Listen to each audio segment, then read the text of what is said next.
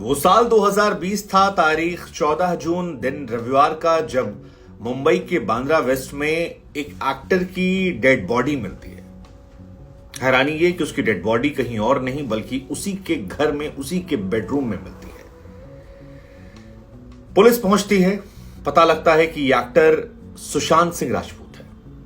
Mumbai police इसे suicide कहती है, घर वाले कहते हैं कि यह मर्डर है।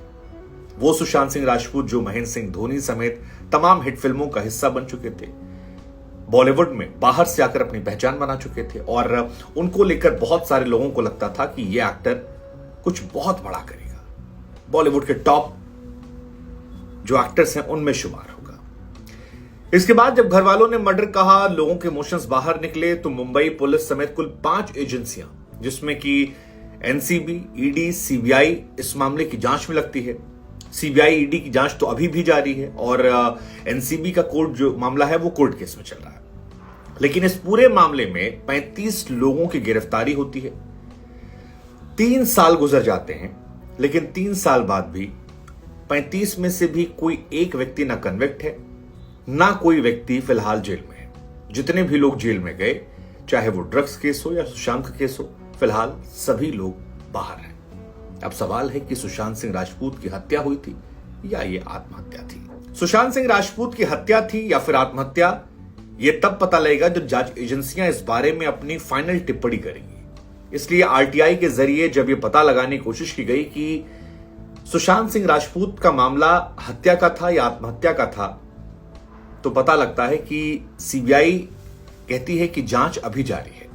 हालांकि सीबीआई ने सेक्शन 8A के तहत कहा, 81H के तहत कहा कि हम आपको बता नहीं सकते हैं क्योंकि इससे केस में बाधा पड़ सकती है। यानी आसान शब्दों में आप कह सकते हैं कि 3 साल बाद भी सुशांत सिंह राजपूत केस में जांच अभी जारी है। अभी भी यह स्पष्ट नहीं हो पाया है कि हत्या हुई थी या आत्महत्या हुई थी। हमें लगा कि हम बात कर लेते हैं क्या क्या हुआ था। तो वो तारीख 14 जून साल 2020 था जिस दिन ये घटनाक्रम सामने आया था, और मुंबई पुलिस के डिप्टी कमिश्नर अभिषेक जी के हिसाब से ये एक आत्महत्या थी। तुरंत उन्होंने आत्महत्या की बात कह दी थी। उनकी मौत को लेकर एक एक्सीडेंटल डेथ रिपोर्ट जो है वो दर्ज हुई थी, और इसके बाद कुछ तस्वीरें वायरल होने लगी, बड़ी सारी चर्चाएं शुरू हो गई। किसी ने कहा सुशांत बेड पर पड़े थे, उंगलियां हिल रही थी, चेहरे में और गले में कुछ चोट के निशान थे, और यहीं से शुरुआत हो जाती है जस्टिस फॉर सुशांत, #CBIF और SSR, और यह मामला इतना बढ़ गया कि मुंबई पुलिस को कहना पड़ा कि जो तस्वीरें हैं कृपया उन पर रोक लगाई जाए, इन्हें सोशल मीडिया पर शेयर ना किया जाए। 14 जून को एक ऊपर हॉस्पिटल के 5 डॉक्टरों का एक पैनल होता है जो रात को 11:30 बजे रिपोर्ट बनाता है और कहता है कि सुबह 11:30 के आसपास सुशांत की मौत हुई थी। इसे वो एक सुसाइड का मामला बताते हैं और कहते हैं इसमें कोई भी गलत नहीं है, इसमें उनका जो विसरा है उसे प्रिजर्व कर लेते हैं और फॉरेंसिक भेज देते हैं। लेकिन हत्या की बात तब शुरू होती है जब बीजेपी से सांसद होते हैं निशिकांत दुबे। वो कहते हैं कि यह हत्या है। सुशांत की गर्लफ्रेंड रिया पर आरोप लगते हैं, उनके भाई शोविक पर आरोप लगते हैं, उनके हाउस मैनेजर जो हैं सैमुअल मिरांडा उन पर आरोप लगते हैं, उनके फ्लैटमेट सिद्धार्थ पिठानी पर आरोप लगते हैं, कुक नीरज सिंह पर, और तमाम लोग जो हैं वो शक के घेरे में आते हैं। इसके बाद जांच पड़ताल का दौर शुरू होता है। रिया से पहले सुशांत के घर में काम करने वाले सभी लोगों से पूछताछ होती है। हालांकि मुंबई पुलिस जो है तब भी आत्महत्या मानकर इस मामले को आगे बढ़ा रही थी। उधर करण जौहर, सलमान खान, एकता कपूर, ये लोग भी दायरे में आते हैं, और आरोप लगता है कि नेपोटिज्म की वजह से भी सुशांत सिंह राजपूत का कत्ल हो गया था।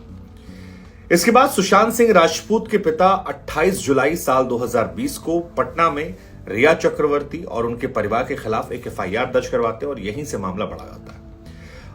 उनके पिताजी ने जो FIR दर्ज करवाई जिसमें रिया का नाम था, पिता इंद्रजीत चक्रवर्ती, मां संध्या चक्रवर्ती, भाई शोविक, मैनेजर सौमिल और श्रुति के खिलाफ केस दर्ज करवाया, और इसमें गैर जमानती धाराएं लगाई गई थी। 306, 341, 342 कई गंभीर धाराएं थी। इसके बाद 29 जुलाई को रिया की तरफ से भी कहा गया कि जो मामला पटना में है उसे मुंबई ट्रांसफर किया जाए, और इसी बीच उद्धव सरकार और बिहार सरकार के बीच में काफी विवाद शुरू हो गया, क्योंकि पटना से बिहार पुलिस जो मुंबई पहुंची थी उन्हें क्वारंटीन कर लिया गया था। काफी बयानबाजी रही, पॉलिटिकल एंगल काफी देखने को रहा, काफी हंगामा हो गया था इस बीच में, क्योंकि बिहार पुलिस ने आरोप लगाया कि उन्हें सही से जांच करने नहीं दिया जा रहा है, और हालांकि बिहार पुलिस जैसे तैसे सुशांत के घर काम करने वाले कुछ लोगों का बयान दर्ज करने में कामयाब रही।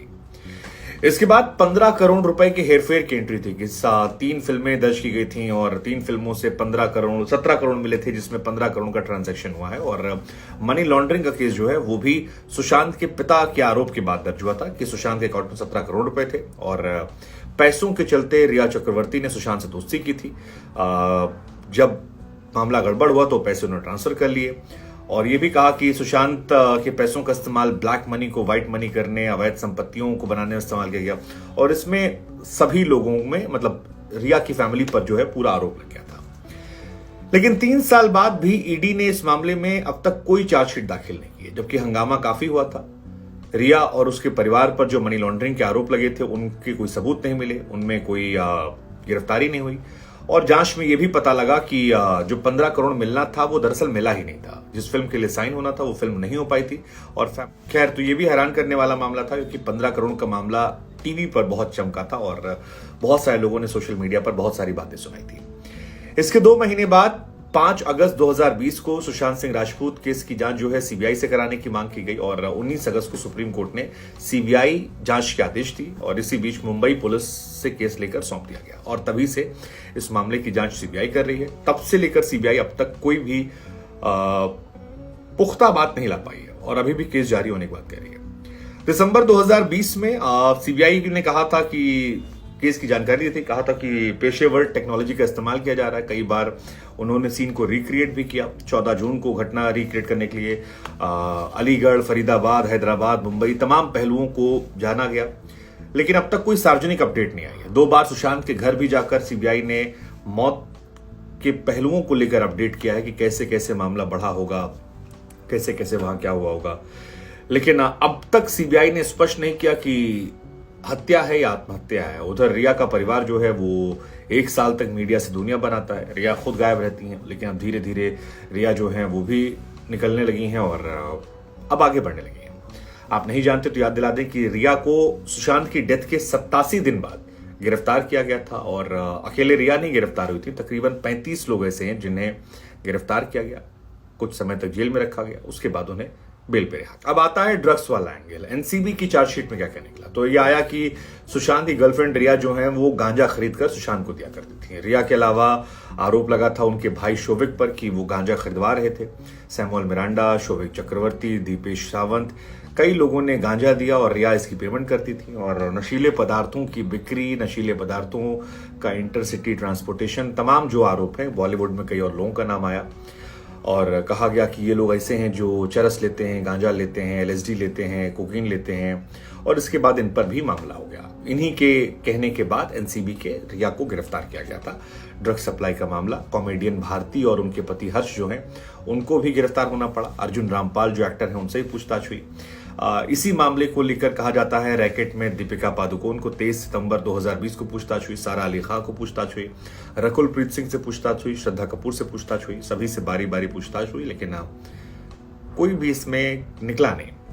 अब सवाल ये है कि रिया कहां पर है, क्या कर रही है। तो रिया इस केस में, एनसीबी वाले केस में जेल में गई, उनके परिवार को घर छोड़ना पड़ा पुराना, सोशल मीडिया पर ट्रायल हुआ, मीडिया ट्रायल हुआ, लेकिन अब वो मशहूर रियलिटी शो एमटीवी रोडीज में हिस्सा ले रही हैं और गैंग लीडर बनी है प्रिंस नरूला और गौतम गुलाटी के बाद।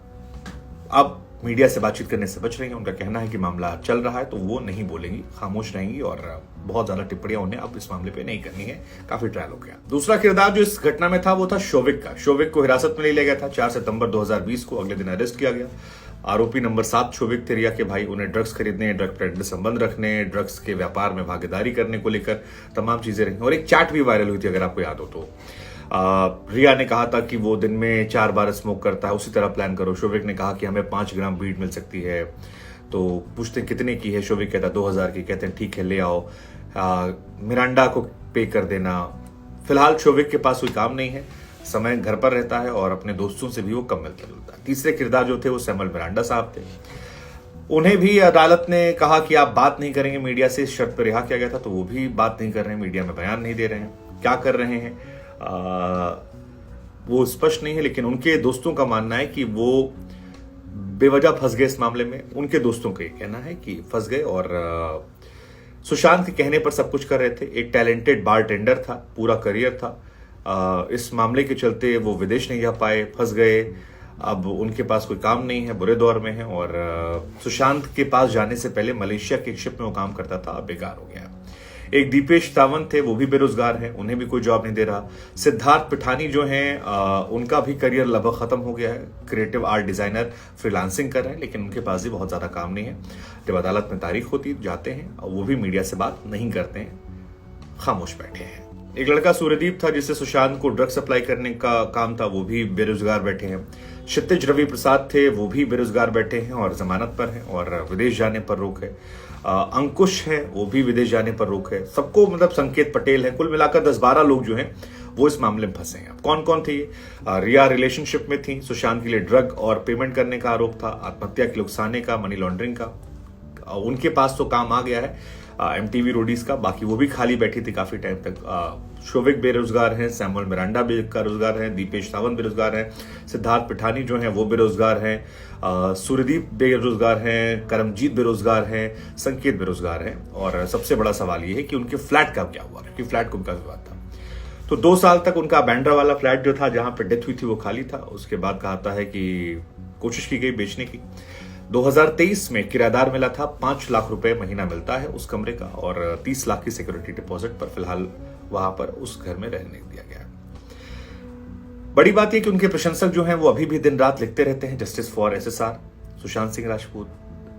सोल्यूशन क्या निकलेगा ये पता नहीं, लेकिन सुशांत की मौत हुई थी या आत्महत्या ये स्पष्ट नहीं है। और ये स्पष्ट अब लगता भी नहीं कि होगा, क्योंकि फैंस ये मानते हैं कि यह हत्या थी।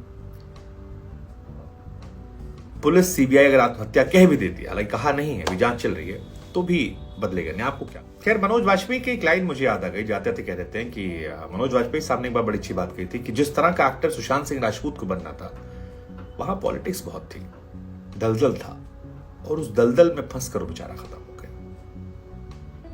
उन्होंने कहा जो जिस तरह एक्टर मैं बनना चाहता हूं, या मैं हूं मनोज वाजपेयी, वो वहां उतनी पॉलिटिक्स नहीं है, बट जो स्टारडम उसे चाहिए था, जिस पॉलिटिकल दुनिया वहां जाना था उसे, वहां की दुनिया अलग थी। इस लाइन में काफी मायने हैं। कह सकते हैं कहानी जानते बहुत लोग हैं, कहता कोई नहीं है। खैर, कई लोग रिया को लेकर सिंपैथी जताते हैं कि जब कुछ था नहीं तो इतना ट्रायल क्यों हुआ, और अगर था तो साबित क्यों नहीं हुआ, बचाया किसने, और नहीं था तो फंसाया किसने। सवाल बहुत तेरे हैं, लेकिन कुछ कर नहीं सकते। आज 14 जून है। Let's free for Sushant Singh Rajput. ओम शांति।